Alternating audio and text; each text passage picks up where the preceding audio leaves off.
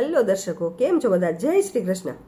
આપણો દિવસ શુભ અને મંગલમય વીતે તેવી ઈશ્વરને પ્રાર્થના. આજે આપણે વાત કરવી છે એકાદશીની. એ પહેલાં આપણે પ્રાર્થના કરી લઈએ. શ્રી ગણેશાય નમઃ, શ્રી સરસ્વત્યે નમઃ, શ્રી માતૃપિતૃ ચરણ કમલેભ્યો નમઃ, શ્રી વિષ્ણવે નમઃ. દર્શકો, આજની જે એકાદશી છે એ અપરા એકાદશી છે. આપણને ખબર છે કે દરેક એકાદશીના અલગ અલગ નામ હોય છે. નામ પ્રમાણે એ એકાદશીના ગુણ હોય છે. તો અપરા એકાદશી છે. અપરાનો અર્થ થાય છે અપાર, એટલે કે ઘણું બધું આપવાવાળી એકાદશી એટલે અપરા એકાદશી. હવે આ એકાદશી એમ કહેવાય છે કે કોઈ તીર્થ સ્થાનમાં આપણે સ્નાન કરીએ અને જેટલું પુણ્ય મળે ને એટલું આ એકાદશી કરવાથી પુણ્ય મળે છે.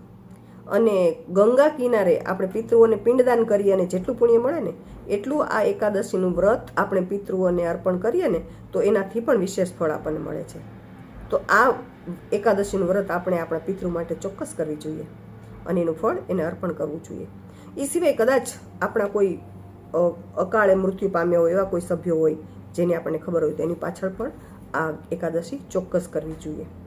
અને એકાદશીના નિયમો તો આપણને ખબર જ છે, છતાં ફરીવાર સંક્ષિપ્તમાં રિપીટ કરી દઉં કે વહેલી સવારે સ્નાનાદિથી પરવારી અને શુદ્ધતા, સાત્વિકતા અને પવિત્રતાનું ધ્યાન રાખી અને ભગવાનની છબી કે ભગવાનના સ્વરૂપની પૂજા કરવી, અભિષેક કરવો, ધૂપ દીપ નિવેદ બધું આપણે જેમ કરીએ છીએ તેમ તુલસીદળ ફૂલ, પીળા વસ્ત્ર ઉપર તેને પધરાવવા, આ બધું આપણે કરવાનું. અને એક વાત, આમ તો નિયમો ખબર છતાંય કહી દઉં કે એકાદશીના દિવસે એટલે કે આગલા દિવસે દસમના દિવસે પણ સાંજે આપણે લસણ, ડુંગળી જેવા તામસી ખોરાક ન લેવા. અને એમ કહેવાય છે કે દસમ જેમ 11ના દિવસે તો બ્રહ્મચર્ય પાળીએ જ છીએ, પરંતુ દસમના દિવસે પણ બ્રહ્મચર્યનું પાલન અવશ્ય કરવું. એનાથી કારણ કે એક દસમ દિવસે સાંજે જે ખાધું હોય એ બધું પેટમાં તો હોવાનું જ છે ને એની અસર આપણા મન ઉપર પણ હોવાની છે. એટલે એકાદશીની પૂર્વ તૈયારી આપણે દસમની સાંજથી કરી લેવી જોઈએ. બરાબર ને? તો એ ચોક્કસ કરીશું.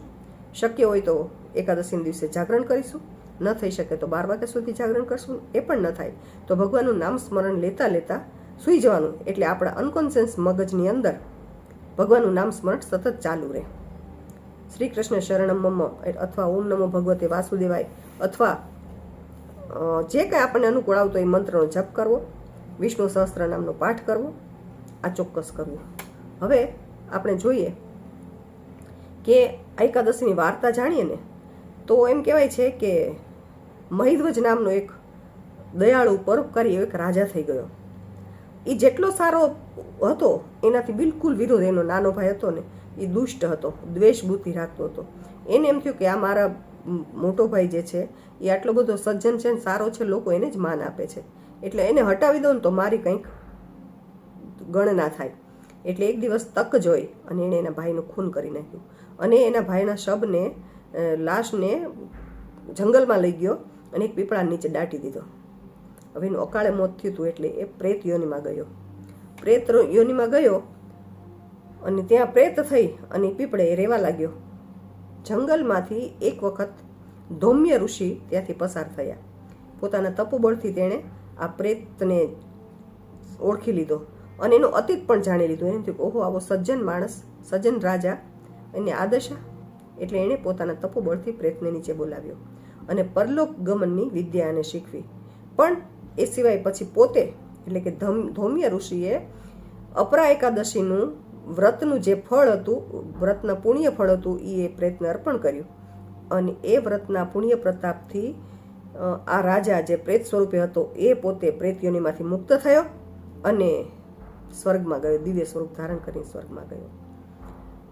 એટલે એવું કહેવાય છે કે આ જે આનું એટલું બધું પુણ્ય છે.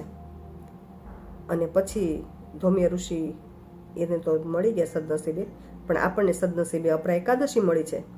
તો આપણે પણ એકાદશીનું ચોક્કસ વ્રત કરીશું, નિયમોનું પાલન કરશું અને આપણા પેઢીમાં કે કોઈ એવી રીતે અકાળે અવસાન પામ્યું હોય તો આજનું વ્રત કરીને આપણે એને ચોક્કસ અર્પણ કરીશું. અને એવું કોઈ ન હોય તો પણ આપણે પિતૃઓને અર્પણ કરીએ ને તો ગંગા કિનારે પિંડદાન કર્યા જેટલું પુણ્ય આપણા પિતૃઓને મળે છે. એટલે પિતૃઓ બહુ પ્રસન્ન થશે. પિતૃઓ પ્રસન્ન થાય, ભગવાન પ્રસન્ન થાય તો આપણી તો બલ્લે બલ્લે થઈ જાય ને. તો ચાલો આજે આપણે સંકલ્પ કરીએ કે આપણે નિયમબદ્ધ આ એકાદશીનું વ્રત કરીશું.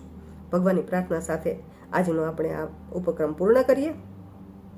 શાંતાકાર્યમ ભુજગશયનમ પદ્મનાભમ સુરેશમ વિશ્વાધારમ ગગનસદૃશમ મેઘવર્ણમ શુભાંગમ લક્ષ્મીકાંતમ કમલનયનૈ યોગીભિર્ધ્યાનગમ્યમ વંદે વિષ્ણું ભવભયહરમ સર્વલોકૈકનાથમ. ઓમ શ્રી પરમાત્મને નમઃ. ઓમ શ્રી ત્રિવિક્રમ સ્વરૂપ ભગવાન વિષ્ણુને નમન. બની શકે તો આજના દિવસે આપણે ભગવાનનું ત્રિવિક્રમ સ્વરૂપ એટલે કે વામન સ્વરૂપની પૂજા કરીએ, એનું સ્મરણ કરીશું તો એનું થોડુંક વિશેષ ફળ છે. ચાલો આવતીકાલે ફરીવાર નવી વાત સાથે મળીશું. ત્યાં સુધી આપ સૌને એકાદશીના જય શ્રી કૃષ્ણ. આવજો, ફરીવાર મળીશું.